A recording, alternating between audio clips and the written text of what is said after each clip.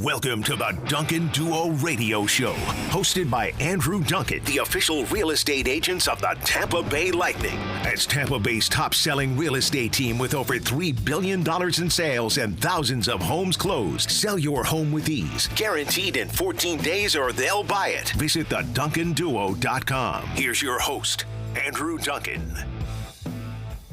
Happy Sunday. Man, I am really excited to have a first-time guest on the show. One of my rock stars, Kat Manatee, has been with me a couple of years and crushing it on recruiting and growth. And so we're going to talk a little bit about that today. But you know, having your first time on the show, being a real estate veteran, thought it'd be a good opportunity for people to learn a little bit about you. You know, kind of learn a little bit about how you kind of got integrated into the team, and a little bit of your real estate background. And so yeah, I think that one of the cool parts about someone like Kat is that she allows me to do really what I'm good at, because what she's really good at, I suck at, and it's the truth. Like you are like, I can say suck. It's allowed. Yeah. The FCC doesn't have a problem with that one.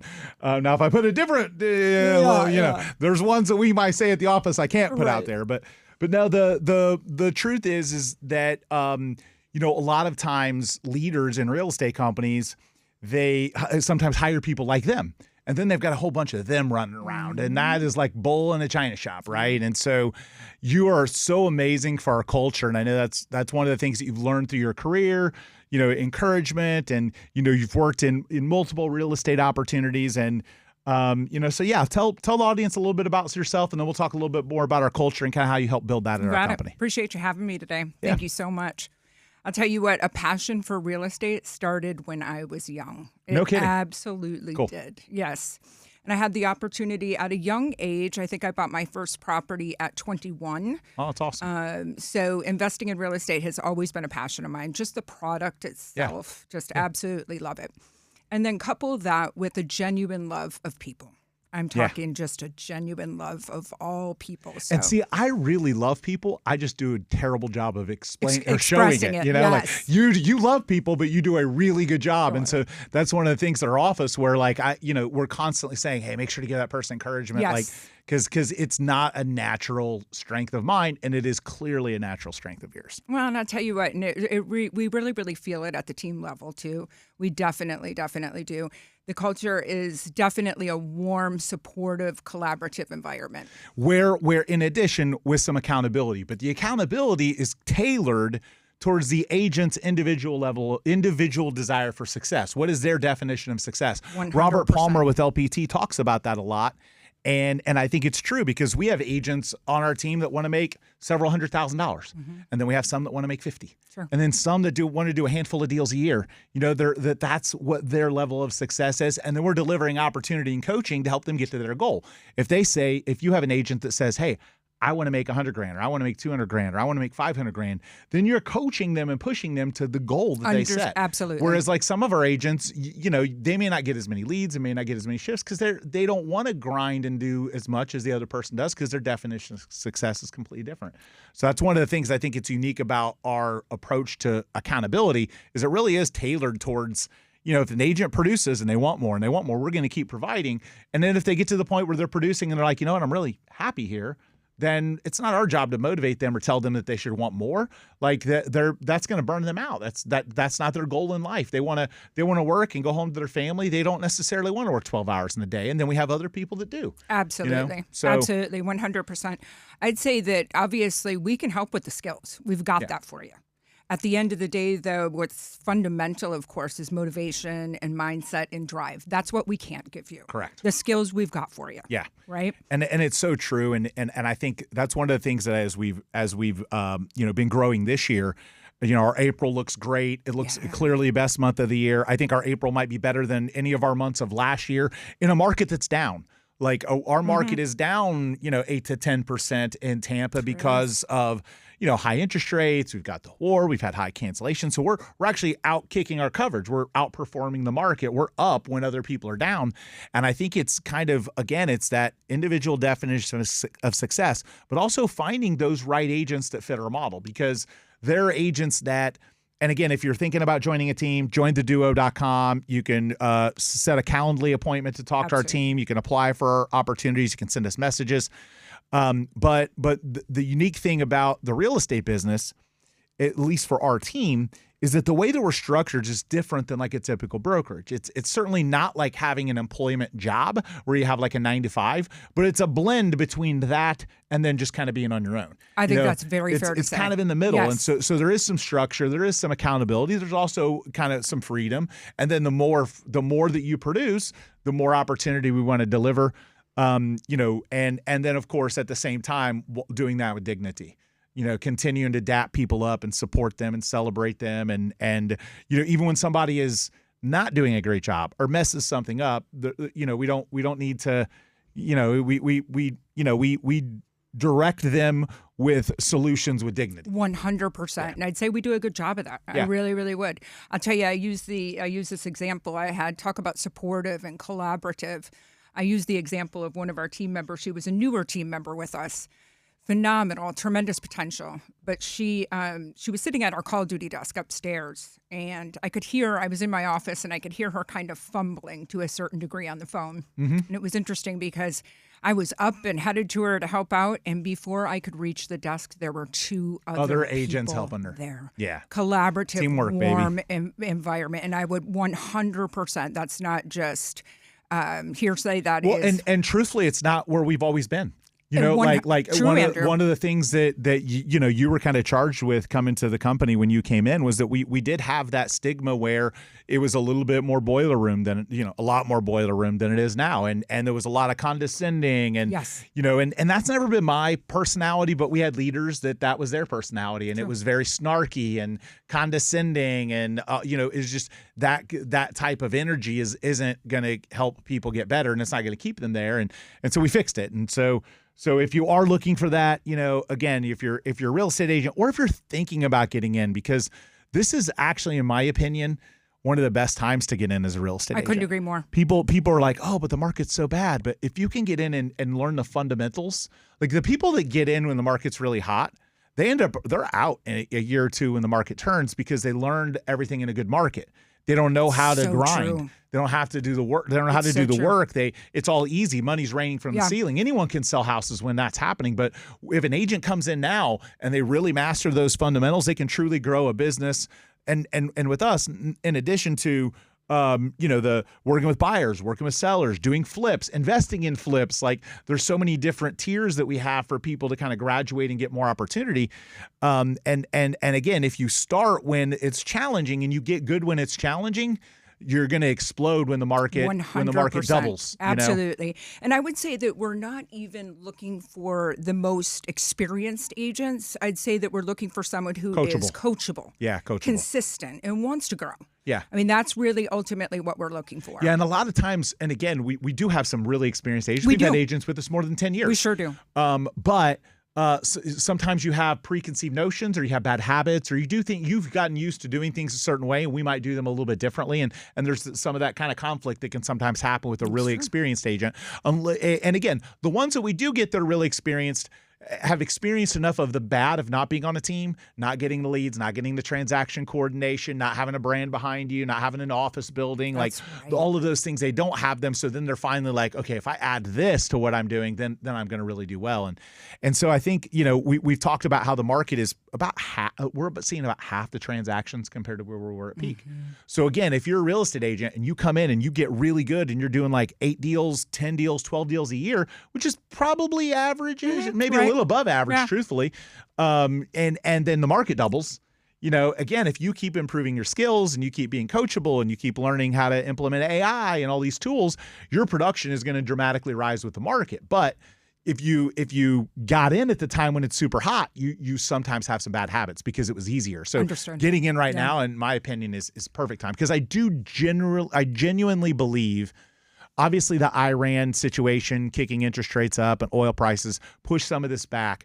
But I believe we're on the verge of a boom in Tampa Bay real estate. It's not next month. It's probably not the next 3 months. Maybe the next 6. Truthfully, probably more like next year. But if you do all the things now and build up, then you're positioned for the boom. I was just going to say the same thing. And I think a lot of people that are seeing success right now were individuals that pressed in when times got difficult. Correct. You know what I'm saying? They said, and again, that's the same thing. We've got agents that are crushing it. We've got an agent with more than $6 million in pendings. We've got multiple agents that haven't been with us long at all that have more than $1 million in pending, that put homes under contract like their first week. And again, they were willing to do the work, because when the market gets tough, a lot of agents kind of give up and quit. So we just keep encouraging, keep driving opportunity, keep pushing that, their individual definition of success. And then what happens when the market moons, when we get property tax relief, when we get interest cut relief, when we avoid another hurricane season, all these things keep piling up. And then, of course, the economy kind of starts chugging again, and all this fear that's out there kind of subsides.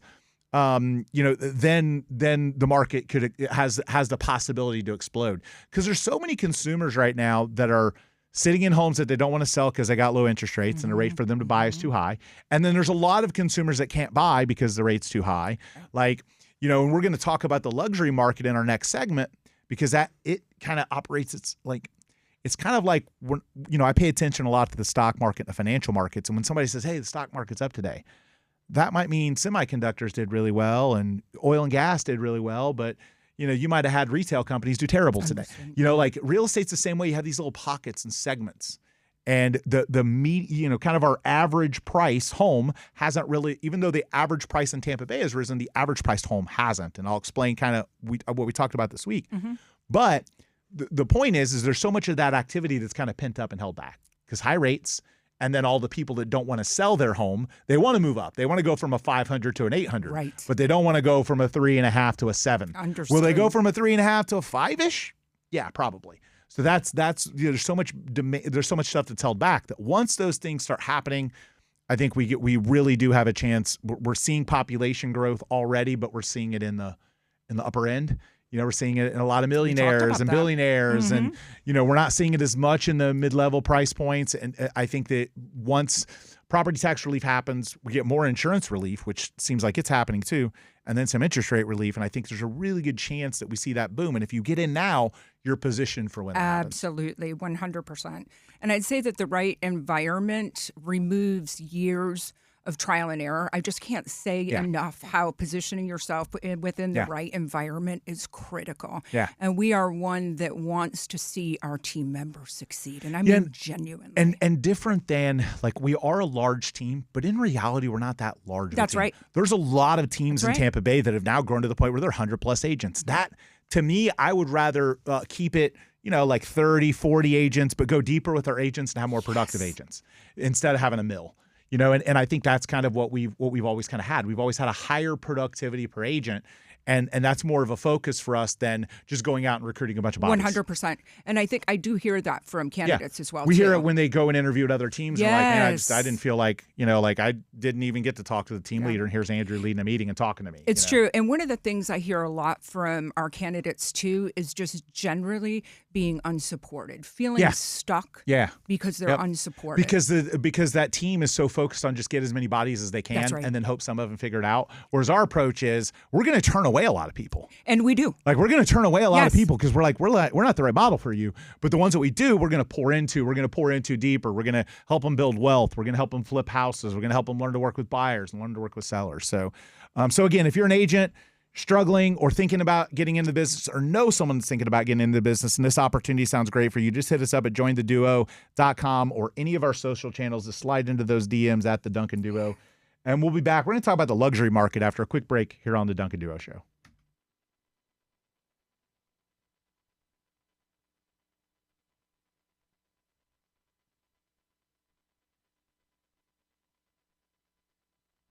Back to the Duncan Duo Radio Show, the official real estate agents of the Tampa Bay Lightning. Top team in Tampa Bay, over $3 billion sold and counting. Now your host, Andrew Duncan. We're going to talk about the luxury real estate market. Kat Benici with the Duncan Duo team is with me. Kat is our director of growth, but also works with some of our luxury clients. You've worked with some of our $1 million clients recently. And the luxury market, it's interesting because you hear all this population growth and all these things are happening in Florida. And in reality, we're not seeing population growth. We're actually a little bit of population growth. Because we're losing some of the lower priced home buyers because of affordability, taxes, insurance, and all that. But we're gaining a lot in the upper end, the higher price point, that. And so the reality is like when someone looks at our market, and I've had consumers say this recently, like, well, hey, Andrew, last year the average price was $480, now it's $527. My home should be worth more. My $500,000 house should be worth more. And the reality is it's a statistical flaw that you're looking at that's misleading you into thinking that, because you're looking at an average. And so what's happening right now is our average priced homes in Tampa Bay are not appreciating. In fact, quite the opposite. They're depreciating. Our homes that sold a year ago for $500 are probably $480, $475. Right. The reason why you're seeing that average sale price go up is because we are getting that influx of entrepreneurs, millionaires, and billionaires moving to Florida, buying $1, $2, $3, $5, $10, $15, $20 million properties, and that is massively moving our average up. Somebody that lives in California that doesn't want to pay their wealth tax, or Washington just did one too. New York has a high state income tax, and so these states that are very heavily burdened on wealthy people and entrepreneurs for tax, those people are fleeing those states. They're bringing their companies here, and so the good news is that we'll end up the population growth will end up trickling into some of the other price points, but the founder moves first, right? Like he moves first, and then he's like, let me find let me buy my $20 million house or $10 million house, and then it's let me find a building for all my 50 people, and those people, so there's a trickle effect to where those businesses relocating because of those entrepreneurs leaving those states are also going to move people here.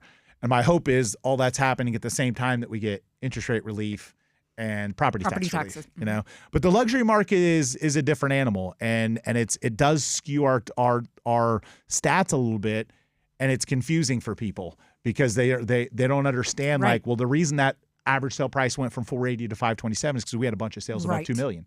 So when you average that out, that $2 million house is like 4 average houses. It's just pulling the numbers up. That makes sense. So speaking of the luxury market, though, we've got some really good luxury agents. Jackie Turek with us is absolutely killing it right now. We've got Deanna that's new to our team. Her and Josh just sold an $800,000 house. Grant put a couple deals above $1 million on commercial. Sam Mende just put a couple. He put $1 million deals. We had a brand new agent. That's right. Put an $800,000 deal under contract. Not even been with us very long. Yeah, and she also has like a 500. Yeah, so we're over $1 million at this point. So, but the luxury market is different because the consumer expectation is different. And, if you're out there buying or selling luxury real estate, and let's just say you look up our team and you're like, oh, well, you guys sell $200,000 houses. We sell everything.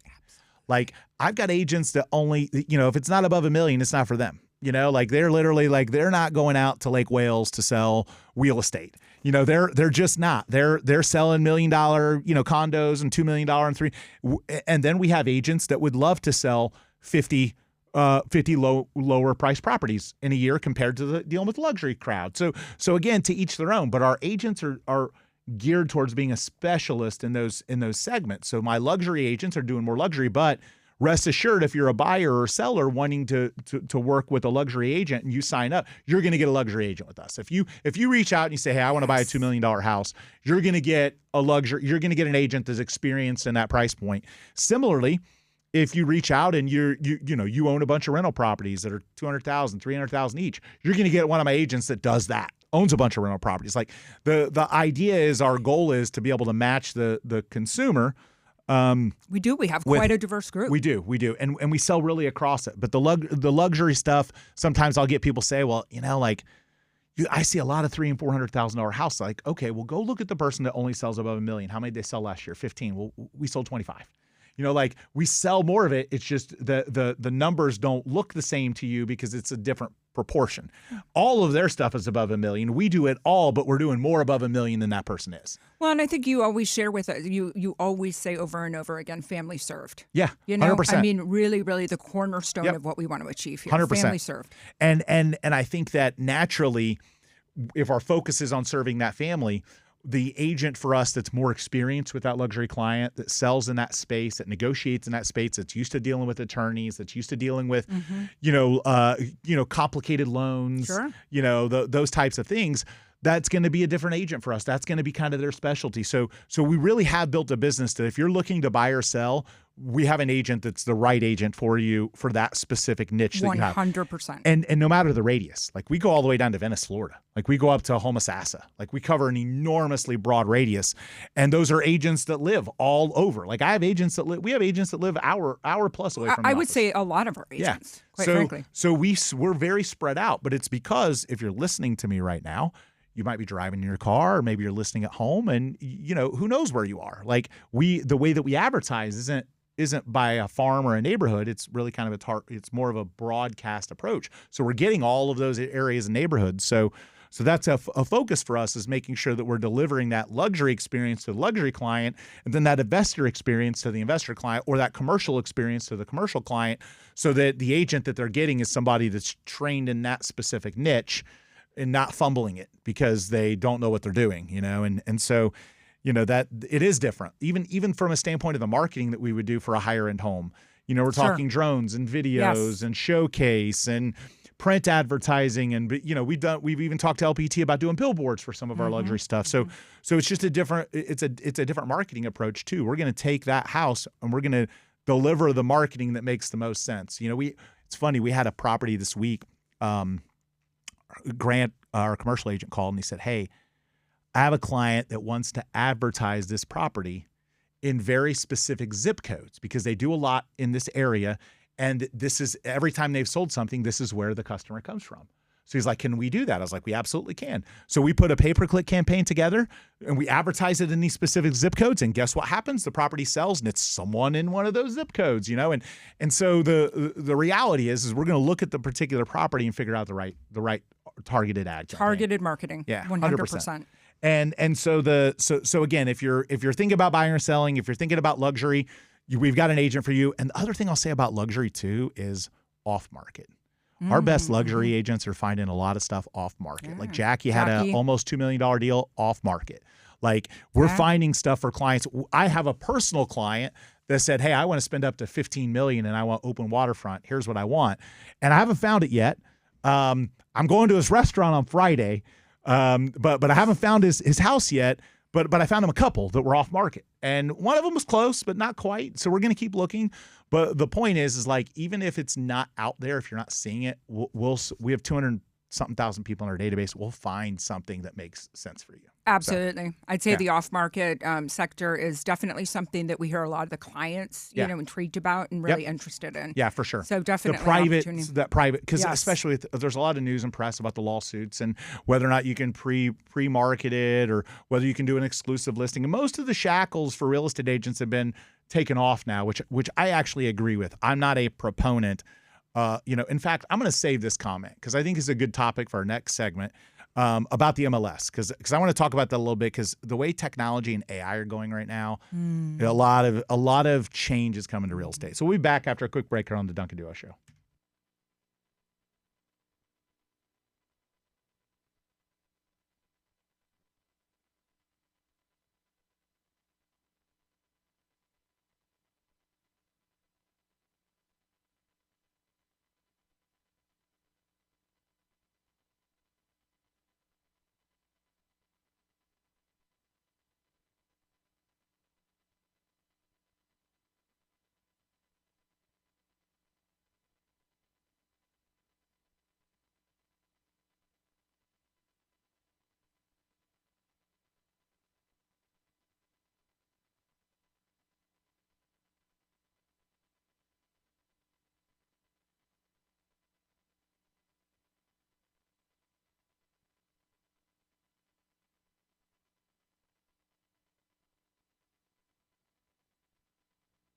And we're back with the Duncan Duo Radio Show, Tampa Bay's #1 real estate team. Over $3 billion in sales, thousands of happy clients, and official partners of the Lightning. Now your host, Andrew Duncan. So I got my SpaceX hat on. I'm a SpaceX fan. I love all the cool technology that's coming out in the world. We had a rocket launching off the coast of Tampa Bay. I had about 30 people out on my property that just kind of gathered as it got closer and closer. And I usually run people off of it because it's like a wide open waterfront property.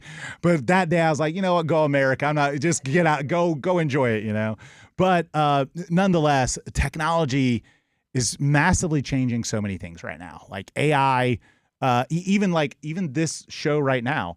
Usually, like when I record the show, I forget to like write out the segments and give like our marketing people like a heads up of where certain videos are. Like, because I just forget. Now we have AI do it.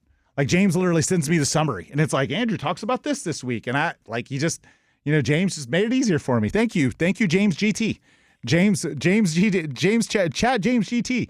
GPT. So, but the truth is technology is massively changing so much. And I think the real estate industry is behind the curve with a lot of it. And it's getting forced to adapt.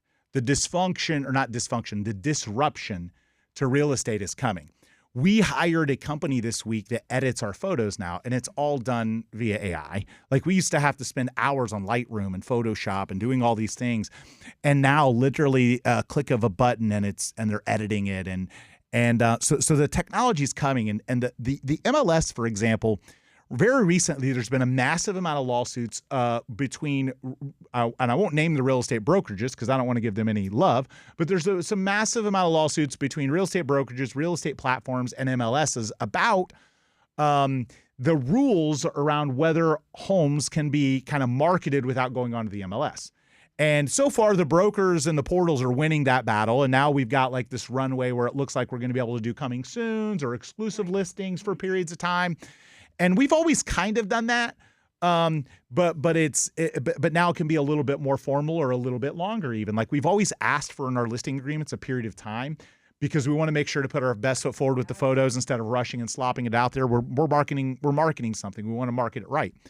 But so there's been a struggle for so long about how, some consumers don't want to put it on the MLS initially or don't want to put it on it at all. And the real estate industry for a long time said, well, that's not in the seller's best interest and it should always be in the MLS. And, I always believe that was a really arrogant approach to believe that what's right for every consumer.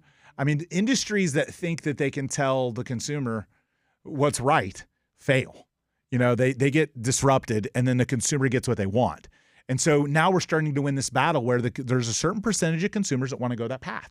And so you can argue whether it's right or not, but if you're selling a $10 or $15 million house, maybe you don't want to sign in your yard. Maybe you want it to have a little bit of a process, and maybe maybe you're selling a house and it needs a little bit of work, and you want to market it a little bit in case you find somebody before you go official on the MLS or put the work into it to buy it as is. So there's all kinds of reasons why it would make sense, but the industry has always kind of frowned upon that to the point where we would get fines, we would get warnings, we'd have this, we'd have that, and it's nice because.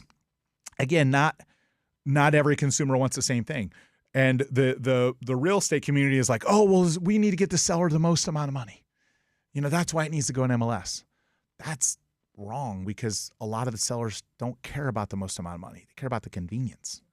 Like imagine I know your son worked at Chick-fil-A.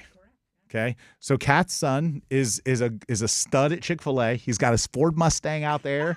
Okay. He's a great kid. I know the owners at the Chick-fil-A in South Tampa, and I am in there a lot. And, of course, do I like the food? Yeah, I like the food at Chick-fil-A. Is it Eddie V's or Ocean Prime or Fleming's? No, it's not. But it's the convenience. I can get it set. I'm not in there for more than 6 minutes before I have my food. And so the consumer started to change a few years ago with instant offers. And all these companies start saying, oh, we'll buy your house, we'll buy your house. And now we do that too. Like, we'll buy your house too. We'll buy it cash and we'll beat the hedge fund, or we'll give you longer to close, or we'll do something creative. We can do things that maybe these large institutions can't. But the reality is real estate is evolving and changing so much, and a lot of the tech has kind of been held back. A lot of it is kind of tried to stay antiquated and old school. And we're going to keep doing it this way because this is going to get the customer the best price. Yeah. No. And you definitely are at the helm of that. You push us in every regard. It's what does the consumer want? The consumer may just want to sell their $500,000 house for $440 and be out of it. Well, we talk about Amazon style type kind of service, right? Right. Like I know I can get something cheaper than I get it on Amazon sometimes, but I know if I push the button and click, it's going to show up. It's going to show up. Now it can show up within hours. Like it's crazy. But it's convenience. People don't realize that, and a lot of those consumers don't want to eat up the days on market. They want to tease it. They want to put it out there. They want to put their feelers out there. They don't want every Tom, Dick, and Harry walking through their house. And so I love that our industry is starting to adapt like so many other industries and make it more consumer centric instead of protecting the realtor. Like it's the reality. Like, and maybe I get a nasty gram from the MLS this week, but the reality is the MLS and the boards and NAR are about the number of members. That's how their revenue is driven. It is the number of members that they have. So they have some of these policies that have been draconian. They're now getting struck down and they're losing in court, and the commission stuff. Now that they're getting losing some of these battles, the consumer is kind of controlling that. It's consumer choice. It's what does the customer want, and not every single customer is about getting the most price. Some of them want convenience, and if you're trying to argue them that no, it needs to go on the MLS because that'll get you the best price. I don't want the best price. I want to be out of this thing in a week. That's right. Or I don't want to take this type of loan product, or I don't want to eat up the days on market. So let me put it out here for a few months and get some feedback from customers, or let's do a few broker opens on my $10 million house. So that we're able to effectively, apply what other industries have applied and say, hey, we're going to kind of cater this to really what makes sense for you. It keeps in line with our catered experience. Yeah. I mean, it really, really does. Something I'm so proud of across the team. And I think and again, it is across all price ranges. There are plenty of people that have a $200,000 house that don't want to list it. They had a bad experience. They had a bad agent. They didn't have a Duncan Duo agent. That's right. They had a bad agent. They had something fall apart. They got lied to. Their deal fell apart. Whatever it is. So forcing that whole MLS thing wasn't effective. And again, all of those entities, they're for-profit enterprises, and how they generate revenue. They don't make more money off me if I sell more houses. I pay the same dues as the guy that doesn't sell anything. So they had these policies to kind of protect agent count. And now that that's getting broken down a little bit, I actually think the next few years we're going to see this massive transformation. I mean, how much do I talk about AI in the office? Oh my gosh, you get tired guys. of it? I would maybe to a small degree, but no, we all anticipate it. It's part of team meetings. It absolutely is. And I'd say that each one of us has learned so much from you about it. Yeah. And I'd say we've integrated it into our everyday lives. I think as a team, we've done a really good job with that. And I think so kind of thinking about like this involvement of AI. There's a lot of people that are worried that it's going to like change jobs and do all this. And what I think it does is for the right people, it scales and leverages them. And so do I think there is going to be a reduction in the number of real estate agents in the next few years? I absolutely do. I do. But I also think it's going to be the people that are going to adapt and evolve and use the technology in the right way and learn it. And it's also going to be the people that are going to say, I want to deliver the customer the experience that the customer wants, right? Not necessarily, have to throw everything into the MLS, because that process of forcing things into the MLS was keeping agent count higher, because that would give more at bats to that agent. That's right. Gotcha. So what'll end up happening is I think both AI and some of those changes around coming soon, I think the good agents are going to get better. The better agents are going to get the best. The best are going to get the bestest. But I think you're going to see this transition where there's a professionalism increase. I think AI will actually make a good real estate agent even better. And the changes with AI and MLS, I think, will cause a lot of those entry-level agents that don't work or that don't adapt or that can't sell anything. Low-hanging fruit. It'll get them out. And then the consumer, in my opinion, consumer sentiment improves, because now that customer is getting a better experience. I mean, look, everybody's had. I mean, I'm sure I personally have had bad experiences buying and selling in other markets with real estate agents. Andrew, that's what I'm sure originally brought me into the industry. Yeah, so we've all had the bad experience with a real estate agent, and so I think this short-term thing that's kind of started now with AI and tech is going to start moving some of those people out, and it's going to help the better people become the best. Yep. It's going to help everybody level up. Yep. And I keep telling the team, I'm like, look, I don't believe anyone in here is going to be replaced by AI. Who you're going to be replaced by is the guy that's going to use AI when you're not using it. And so the technologies that are advancing, again, I very much believe that in the next few years we're going to see things like drones flying through houses, complete automation. no lockbox. You show up. It registers your phone. The door opens because it knows you have the appointment automatically. It pops on a song because you've registered with Spotify what song you want to play. There's so much smart home technology that's coming and so much AI capability that I think all of this stuff keeps getting, more consumer focused. And then the agents that adapt and evolve get better. Yeah. And I think we see that in our company. Some of our best agents are now evolving and getting better because of the tech. 100%. Absolutely. Yeah. And even digging in, fundamentally with market stats, things of that nature. It moves the needle on all of that for our agents. It really does. And we appreciate you kind of being at the helm of pushing us to do that. Yeah. And I think that every week. Yeah, I do. Did you hear that? Every week. I do. But the tough part is that I know if I don't do it, then I'm going to regret that I didn't push the envelope a little bit more with some of the team members because, again, I want everybody in our company to succeed. I want them to hit the level of success that they want to hit, and I think that AI leverages and scales them. It's not going to replace your job, but it's going to help you get information. It's going to help you get questions answered. It's going to help, edit photos, edit videos. Yeah. It's going to help you with role play. We are not far away, ladies and gentlemen, from real estate companies having most of their calls done by AI. AI can't show the house, though. Okay, we're not there yet. Maybe someday Elon gets these robots going. But right now, we're still showing houses. We're still negotiating. We're still listing. Sure. We're still instituting a marketing plan. But the AI is eventually going to take more of these things that allow the agent to serve more customers. Yeah. The best agents will double their production with the right tools. Yeah. And I think one of the things you've done really well is encouraging us just to embrace it. Yeah. Not the fear that it's going to completely replace us. Yeah. Because I hear that. I hear everybody like, oh, this is the way it used to be.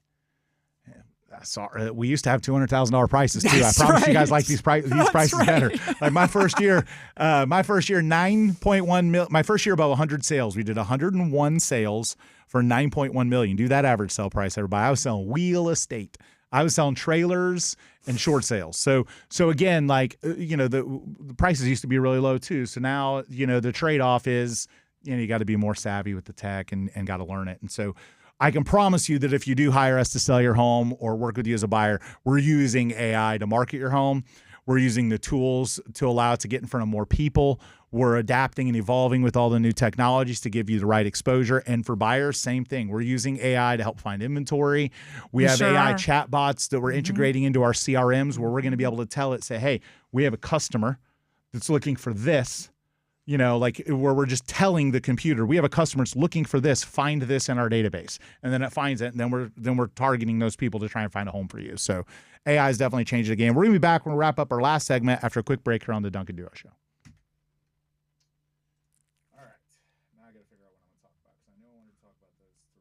I thought about you. I thought that's a lot of.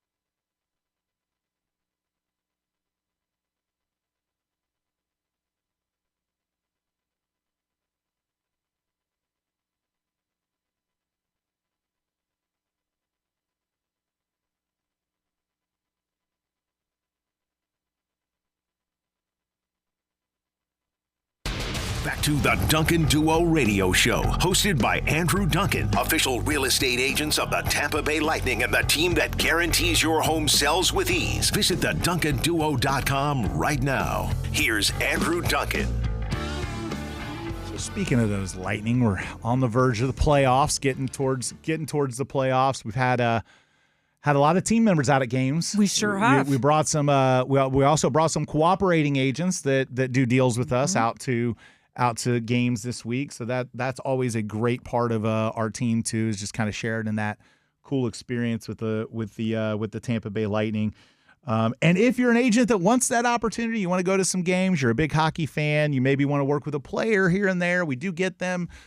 We do get them occasionally. We get some of the staff and some of the coaches we've worked with. You can go to jointheduo.com. Again, that's jointheduo.com. We've notoriously required agents at our company to work with buyers first. Yes. And we've really kind of changed that a lot. We have. So if you're an agent that avoided us because you said, man, I don't really want to work with buyers for that long, we are graduating. We're graduating people really quickly to working with sellers. I think it's important that we note that. I really, really do. Yeah. I think right now we have greater opportunity to scale people than we have before 100%. and getting them closer to you, Andrew. Yeah. And obviously I do the daily coaching with the listing agent. I wouldn't say daily. 3 days a week. Josh covers for me one, and then we have the team meeting. So, but multiple days a week, I'm doing the huddle, and then we do the listing training classes and the listing meetings. And so my goal with the listing agents is obviously diving a little bit deeper. Those are agents that are really experienced. They're doing a lot of production. I'm helping them improve their numbers. I'm helping them learn how to flip real estate. I'm helping them learn how to build wealth. So if that's them to invest with you. Yeah. Now when we do flips, our team members get to invest in those flips too, which is a cool thing. Is. The other thing though that I would say is, again, if you didn't join us in the past because you didn't want to be stuck working with buyers, like take a look again. Yes. Like hit us up at jointheduo.com. But Kat will reach out to you. We'd love the opportunity to talk to you about some of the things that we've done to kind of change that perception, and also because we're getting more seller leads than we can keep up with. We need more people that are willing to work with listing agents. We do. We sure do. Yes. I also wanted to, I forget the last thing I wanted to talk about. I know that we were going to talk about agents. I'm drawing a blank on the last thing that I wanted to talk about. So I'll just pick something out of the sky. The mortgage market right now, right? The mortgage market's super challenging. Interest rates are high.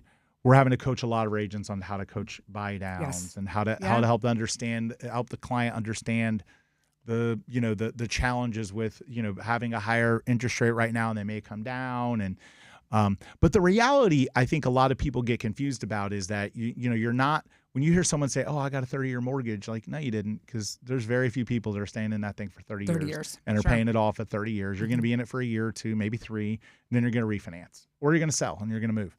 So, but the interest rates are a little bit challenging, but there's creative things we can do. The builders have shown us the path. They all do the buy downs, and we can mimic and do the same thing. We offer free 1.0 buy downs for our listings, to help our listings get exposure. But nonetheless, the mortgage market, we've seen interest rates tick up, and we hope that they soften back down. We hope that we get back to that boom, but the mortgage market has been a little bit tricky right now. You know what else has been tricky is cancellations. We've talked about that, haven't we, at the team level? We have. Yeah, and I know it's tough. Like I'm sure you're trying to coach your agents through it and talking to them. But what are things you think of that, like, where a consumer is making a mistake? Like, yeah, I think we talk about it all the time, don't we? Yeah. Appraisal during inspection period and coupling those two together. Yeah. Really, really huge, right? I think it's a big deal. Not having to revisit negotiations like twice, right? Yeah, do it once. I really, really do. Absolutely. I also think that with a lot of individuals that are looking to make their first purchase, they're intimidated by that report. Without a shadow of a doubt. Yeah, and then they cancel for something that's small. Without a shadow of a doubt. That's one positive thing about AI too, is you can start throwing those reports in there, and consumers can start to figure out, like, oh, this reads so bad, and you throw it into Grok or Claude or ChatGPT, and you find out, oh, it's only $600. Like, well, you talk I was about to blow up a deal for $600. Like, right. And you talk about prepping the people for it, and I think that's critical, right? Yeah. Hair is on fire when they get those inspection reports. They're all freaked out. No, they sure are. Yeah. But I think we've been at the team. We've been doing a better job about. We sure have. And then just talking to other agents, trying to do what you can to help the client understand good relationships with listing agents on the buy side. And I think more than anything is just get them to see it from a financial perspective. Because let's just say there's a few $1,000s in repairs. The next house probably gonna have a few thousand too. And not the truth. And you cancel, and then you go out and you spend another inspection, you spend another appraisal, and then guess what? That house has the same thing. But consumers, because of social media, everyone wants to be able to hit the filter button, and they want the A+, and they want the lots of likes and views, and to them that's a clean inspection report, and that doesn't exist. Like, it just doesn't. It just doesn't. No, there's no such thing. New construction. Even new construction. You take no construction can sometimes be the worst, because then they completely forget stuff. Like we've had homes close new construction where like the people go up in the attic and there's like, they forgot the insulation. It's like, oh my goodness. And, or there's, here's this outlet, but it's not plugged in. I can't get any power to the outlet. Right. So there's stuff that new construction misses. And at the same time, the resale side of it, what I always tell customers that are weary about the inspection or they get a little spooked is you almost have to treat the inspection as long as it's not like a 4-point issue. So you've got a good roof, you got a good AC, you've got the main core things, and then you get a bunch of little stuff. That's just a blueprint of your your to-do list, your honey to-do list for the next year that you've got to spend weekends tightening up a couple little things. And that's just part of home ownership. I mean, I built my house in 19 and already stuff break, already stuff failing, already stuff breaking, already stuff not working. It's just, that's the nature of being a homeowner. Part of home ownership. You get some write-offs, and then you get the upside, and so that's what you're paying for. But a lot of consumers get spooked at that inspection. And then they're like, oh, I don't want to buy this house. It's got so much wrong. It's like, no, it really doesn't. This is like normal. This is actually really good. Like I've seen way worse than this. Isn't that the truth? And I'd say we've been doing a pretty good job about negotiating some of these items for buyers. I mean, I know we just did on a big deal. Yeah, and the other part is because it's the market's in the favor of the buyer right now. Amen. So it's like, buyers like, don't kill the deal. We might be able to either get it repaired or give a credit. I mean, on one of my own personal properties, I just did a 2-1 buy down. Where I was willing to pay the buy down to get the deal done to make the client happy because that's the market we're in. So realistically right now, the buyers have the advantage. And if you want the Duncan Duo advantage, just hit us up at theduncanduo.com. We'd love to help you buy or sell, luxury, commercial, investment properties, first-time home buyer. It doesn't matter. We'd love to help you. And we appreciate you tuning in so much and have an awesome Easter. Tampa Bay. Yes. Thanks for having me. Awesome. Good stuff. Awesome.